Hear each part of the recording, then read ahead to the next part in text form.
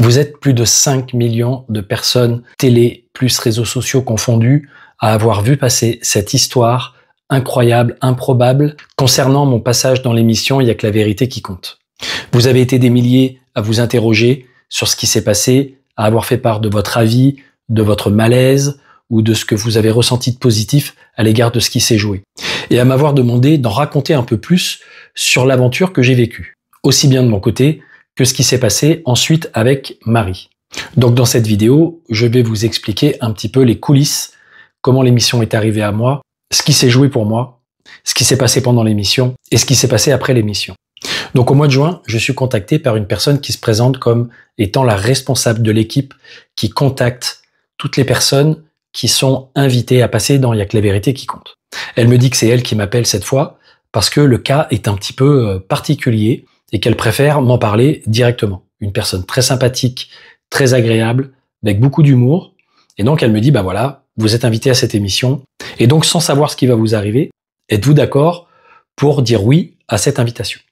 Donc sur le moment, j'ai raconté dans une vidéo précédente que j'avais un peu des parties de moi qui s'opposaient, une partie un peu plus ancienne, qui manque un peu de confiance, qui se dit mais voilà, c'est quand même un risque de partir dans une émission où tu ne sais pas qui t'invite, tu ne sais pas ce qui va se passer exactement, et donc d'être comme ça sous le regard des autres, sous le jugement des autres. Et une autre partie de moi qui a fait du chemin, qui a travaillé du développement personnel, du développement professionnel, pour pouvoir être plus à l'aise dans les relations, dans la gestion des émotions, dans le fait de prendre la parole en public, à travers les formations, à travers les conférences. Tout ça, évidemment, pour exorciser cette peur que j'avais des autres, cette peur des relations, ce manque de confiance, ce manque d'estime que je pouvais avoir à ce sujet.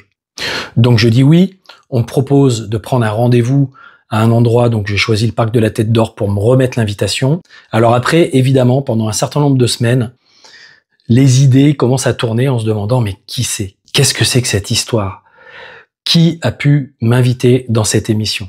Moi qui connais un petit peu ma vie, je me dis, j'ai pas vraiment quelque chose dans ma vie, une histoire, une perte de lien avec quelqu'un qui justifierait ce type de démarche auprès d'une émission de télé. Alors plutôt que de me stresser, d'avoir des anticipations négatives sur ce qui pourrait se passer, je reste dans l'instant présent et je me dis, cette aventure se présente à moi. Il y a certainement un cadeau caché à cette histoire.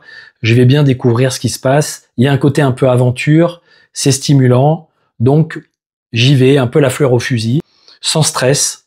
Et puis, je propose à ma fille de m'accompagner parce que je trouve que c'est intéressant pour elle de pouvoir faire une expérience télé. Moi, c'était la première fois que je faisais cette expérience. Alors, c'est vrai que ça fait quelques années que par rapport à mon développement professionnel, j'avais en tête peut-être l'idée à un moment donné de pouvoir accéder à des médias pour pouvoir transmettre un certain nombre de choses. Et puis, je savais pas trop par quel biais le faire ou comment ça pouvait se présenter à moi. Donc, je me dis, bon, bah, peut-être que finalement, cette émission de télé qui n'a rien à voir avec ma posture professionnelle, même si c'est en lien avec les réseaux et que effectivement je suis relativement présent sur les réseaux, mais du coup je me dis bon bah c'est toujours une occasion de pouvoir faire cette expérience de la télé, de voir ce qui s'y passe. Donc le jour arrive, avec ma fille on se présente au studio et là on est accueilli par des gens hyper sympas. Voilà, on est maquillé, on est préparé, on discute, on sympathise, on prévoit même de se revoir le soir même à la soirée de clôture des 10 jours de tournage avec l'équipe. Donc une invitation qu'on a trouvée relativement sympathique parce que finalement on est allé participer à cette fameuse soirée de clôture de toute l'équipe. Il y a que la vérité qui compte, avec la prod, avec des gens de M6, avec les deux présentateurs. Et donc avec ma fille Lilou, on était les deux seuls à être à cette soirée. Et apparemment, c'est jamais arrivé de toute l'histoire de Avec la vérité qui compte. Donc on a quand même vécu quelque chose d'assez hors du commun. Déjà de partir à la télé, plus le fait de vivre cette expérience et d'avoir un rapport un petit peu privilégié avec les différentes personnes de l'équipe, qui sont vraiment toutes très sympas, très professionnelles, très humaines. Donc quand j'entends parfois sur les réseaux les gens dire oui, mais ils cherchent des sujets pour attirer l'attention, etc. Bah évidemment hein, que l'idée à la télé, c'est d'attirer l'attention, mais ils le font vraiment avec une véritable éthique derrière et une véritable envie de faire vivre des choses qui ne seraient pas vécues par les gens par ailleurs, parce qu'il y a peut-être beaucoup de rencontres, de choses qui se passent dans cette émission qui ne se passeraient peut-être pas dans la vraie vie sans passer par ce biais-là. En tout cas, moi, je ne sais toujours pas ce qui m'attend, et je commence quand même à sentir un petit trac qui monte, quelques minutes après avec le maquillage, etc., etc. Je commence à me dire, bon, quand même, là, qu'est-ce qui m'attend, qu'est-ce qui va se passer sur le plateau? Voilà, donc je rencontre Rebecca, avant même de pouvoir aller dans la loge, on discute, on prend des photos, on discute avec quelques personnes de l'équipe. C'est hyper sympa, hyper convivial. Et puis c'est parti, c'est mon tour. Et ben j'arrive sur le plateau que j'avais pas encore vu. Et puis la séquence commence. Et donc là, je sens que je suis relativement à l'aise, que c'est relativement sympathique, que c'est un petit peu bizarre quand même de se retrouver sur ce décor et sur ce plateau qu'on a tendance à voir derrière un écran habituellement, puis là de se dire là je suis au milieu de ce plateau devant le public, mais je sens que je suis à l'aise, que je suis bien, presque comme si j'étais à la maison. Donc tout va bien. Et puis effectivement, il y a cette présentation donc de Marie. Donc quand déjà je la vois, je me dis mince, effectivement je la connais pas, je la reconnais pas. Si c'est quelqu'un qui me connaît sur les réseaux sociaux et avec qui je suis en contact, je suis un peu gêné parce que je me dis je reconnais pas la personne. Et puis il s'avère qu'en fait je la connais pas parce que c'est pas sur les réseaux sociaux qu'elle me connaît, mais plutôt via un site de rencontre. Et donc je me dis voilà, ce qui m'est déjà arrivé par ailleurs précédemment, puisque j'avais déjà eu des personnes qui m'avaient contacté pour me dire que elles avaient trouvé mes photos sur des faux profils. Là, s'avère être encore une fois vrai, mais alors là, pour le coup, avec une personne qui se dit moi, je veux pas en rester là et je veux aller au bout de cette histoire. Je veux rencontrer la vraie personne derrière le faux profil. Alors, j'étais quand même surpris de voir l'ampleur, c'est-à-dire de voir le temps que cette personne a mis pour se rendre compte de l'escroquerie. Moi, ça m'était déjà arrivé de me faire avoir par un brouteur. Et pendant 3 semaines, effectivement, j'avais échangé, j'avais eu des messages. Je trouvais que c'était très fluide, que c'était très agréable. Je commençais à nourrir des sentiments, etc. Et petit à petit, j'ai découvert le poteau rose. Mais effectivement, je sais ce que c'est que d'être déçu, de se dire mince, je croyais véritablement avoir fait une belle rencontre qui semble correspondre à ce que j'attends. Et puis non, en fait, non, c'est une arnaque. Donc effectivement, c'est quand même relativement blessant au bout de 3 semaines. Donc évidemment, j'entends que Marie, ça fait des mois, voire des années que son histoire dure. Je me dis, c'est vraiment pas sympa pour elle. Donc il y a quand même effectivement cette question qui se pose et de me dire, mais qu'est-ce qu'elle veut vraiment? Quelle est son intention de fond en venant? Alors il y avait plusieurs intentions, de dire, j'y vais pour essayer de rencontrer cette personne dans l'espoir que ça crée effectivement une rencontre, peut-être pour moi si j'étais disponible, parce qu'elle se posait la question de savoir si j'étais disponible ou pas, et de savoir si effectivement il pouvait y avoir un cheminement, le fameux cheminement derrière. Et il y avait aussi l'aspect plus de mise en lumière et de prévention de ces problèmes à travers les arnaques sur les réseaux, etc., dont je suis relativement victime assez régulièrement, puisque j'ai à la fois, il y a des faux comptes sur les réseaux sociaux en mon nom, donc au cas où vous tombez sur des faux profils. Donc tout ça étant dit, la question se pose de qu'est-ce que je fais de cette demande. Donc évidemment qu'il y a un moment un peu de trouver la bonne façon, la bonne voie pour pouvoir donner suite à cette histoire. À ce moment-là, je me dis, je sais comme ça peut créer de la peine de vivre ce type d'histoire et je me dis, j'ai pas envie de lui infliger une double peine en lui disant non. Pour une raison de juste dire, non, moi je veux pas d'une relation, d'une personne avec qui je connais, que je connais pas, etc., ou avec qui il n'y a pas forcément une attraction qui soit partagée. Et je me dis, si à partir du moment où je peux recadrer ma réponse, dire oui à ouvrir le rideau pour l'aider à s'exprimer, pour l'aider à me parler et à passer à une autre étape, alors dans ce cas, ça me convient. Alors c'est ce qui s'est passé. Donc j'ai ouvert le rideau, elle m'a recontacté quelques temps après, on a eu quelques échanges téléphoniques pour qu'elle puisse me raconter ce qu'elle a vécu, ce qu'elle a ressenti, ce qui s'est passé pour elle. Et dans les échanges qu'on a eus, donc j'ai fait comprendre à Marie, évidemment, ce qu'elle avait déjà quand même au préalablement compris dans l'émission, mais il pouvait toujours y avoir un reste d'espoir. Donc je lui ai fait comprendre que non, ça ne tournerait pas dans ce sens et qu'il était même préférable que on prenne une forme de distance, c'est-à-dire qu'on reste pas dans un échange à partir du moment où elle, intérieurement, nourrit des envies ou des espoirs qui sont pas réalistes vis-à-vis de la relation qu'on pourrait avoir. Donc, on a fini par se mettre d'accord. Elle m'a donc remercié, effectivement, d'avoir eu cette attitude, de lui avoir laissé la possibilité de me parler. Elle m'a dit que ça lui a fait du bien, que ça l'a aidé à tourner la page. Donc, quand l'émission a été diffusée récemment, puisqu'elle avait été tournée début juillet, Marie avait déjà fait tout un processus de travail, de méditation pour arriver à se détacher de tout ça. Donc, après l'émission, on a quand même eu de nouveau un appel pour faire un peu le point sur nos impressions, sur ce qui s'est passé autour de nous, etc. Et voilà, l'histoire s'arrête là. On a pu faire connaissance.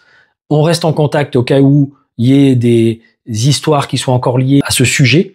Mais l'idée, c'est que chacun reprend sa vie dans son coin, de son côté, et avance.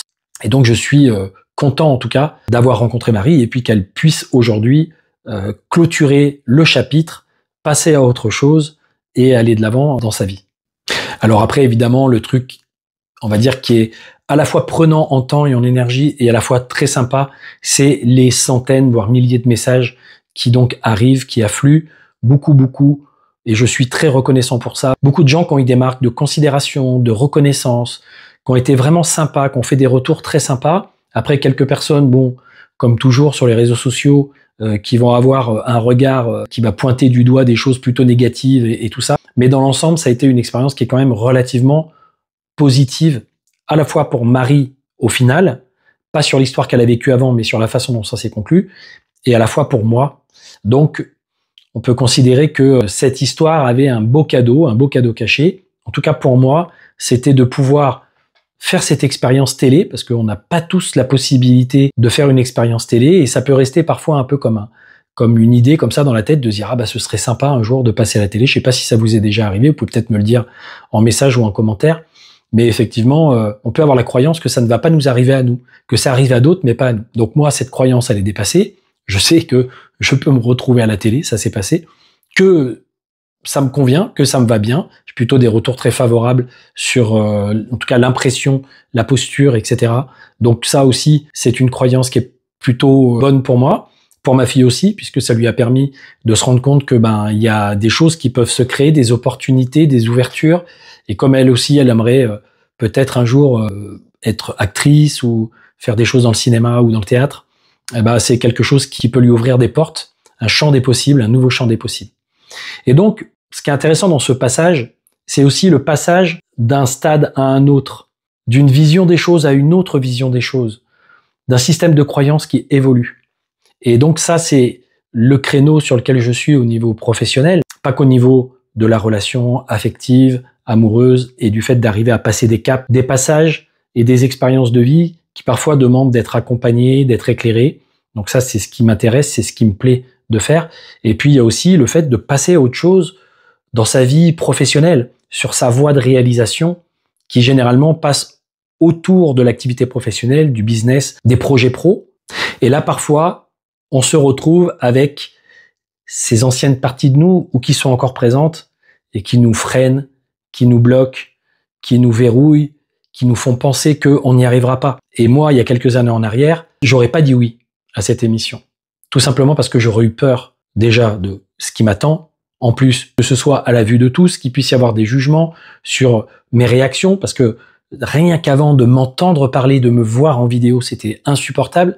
Donc il a fallu que je passe tout un tas de caps pour que cette expérience soit possible pour moi et devienne bénéfique même pour moi. Donc il y a des passages à des étapes différentes. À partir du moment où on est à peu près centré, à peu près aligné, on sait ce qu'on veut, on peut accéder à de nouvelles expansions, à de nouveaux développements dans sa vie. Et si c'est pas le cas, moi, ce que j'aime, c'est aider les gens et les accompagner à pouvoir aller vers ces autres horizons. Que ce soit de la prise de parole en public, dépasser certaines peurs, dépasser certains caps. Parce qu'on a beaucoup plus de potentialités, de possibilités que ce qu'on croit. Et parfois, quand on n'y croit pas et qu'on ne fait rien pour que ça se passe, c'est la vie qui se débrouille pour mettre en place des opportunités, des occasions de se tester, d'expérimenter et de voir qu'en fin de compte, on peut faire des choses qu'on n'aurait jamais osé croire. Et qu'en plus, ça se passe bien. Et tout ça, ça s'apprend. Ça se développe.